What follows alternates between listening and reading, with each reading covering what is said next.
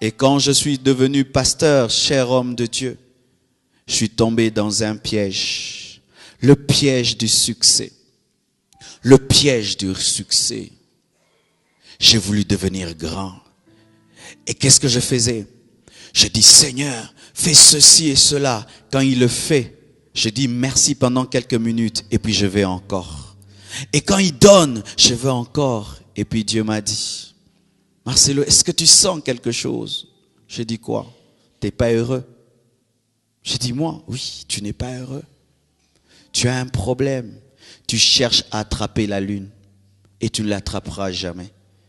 Tu vis toujours dans le futur et tu n'as pas le temps de te réjouir du présent.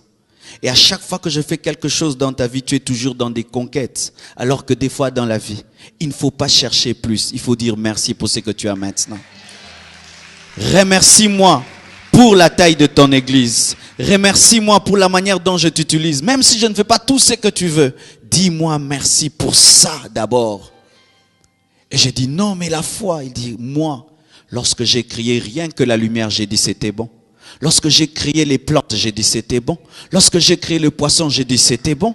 Je n'ai pas dit c'était bon lorsque j'ai créé l'homme et la femme. Mais rien que créer la lumière, j'ai apprécié ce que j'ai fait. Mais toi, tu attends devenir parfaitement ce que j'ai dit pour te réjouir. C'est pourquoi tu ne seras jamais heureux.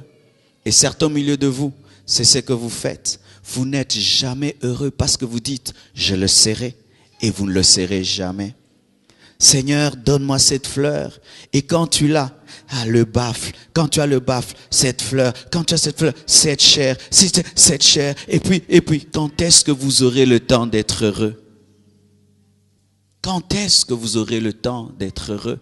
Si toute votre vie, vous pensez que vous serez heureux à la prochaine acquisition, quand j'aurai, quand je ferai, quand j'aurai, tu poursuis quoi? Le vent. Attrapez le vent un peu. Essayez d'attraper le vent. Essayez de le faire. Des fois, le bonheur est tellement proche de toi que tu ne sais pas le saisir. Tu le cherches toujours demain et demain. Alors que des fois seulement tu dois apprécier la présence de Dieu dans ta vie. Apprécier tes enfants, apprécier ta femme, apprécier ton mari. Même si tout n'est pas parfait, merci Seigneur pour ce que tu as fait. Et ce jour-là, j'ai cessé de courir derrière l'arc-en-ciel. J'ai appris à être content de ce que Dieu me donne aujourd'hui. Et demain, j'aurai, s'il le veut, mais je suis déjà heureux. C'est pourquoi l'Ecclésiaste dit, vaut mieux une main pleine dans le repos que deux mains pleines avec beaucoup de stress. Beaucoup de stress. Vaut mieux peu dans la joie que beaucoup sans joie. Bien-aimés frères, sœurs, j'ai remarqué que des fois, vous entendez un milliardaire qui se suicide. Tu as envie même de le ressusciter pour lui dire, vraiment explique-moi, comment toi, avec ces milliards, que moi je demande à Dieu des années, tu peux te suicider? Comment une femme comme Dalida, une grande musicienne française, s'est suicidée? Comment? Elle dit que elle ne recevait pas l'amour. Dalida, elle faisait des plaints. La salle était remplie quand elle chantait. Mais pourquoi elle se suicide? Parce que tu peux être acclamé sans t'acclamer toi-même. Tu peux être célébré sans te célébrer toi-même. Et une seule personne peut te révéler ta vraie valeur, c'est Jésus. Car c'est lui, l'architecte de ta vie.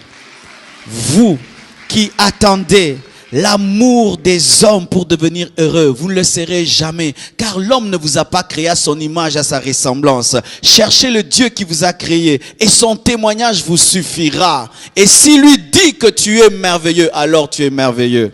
Mais l'homme actuel, il aime sa vie par le nombre de j'aime qu'il a sur Facebook.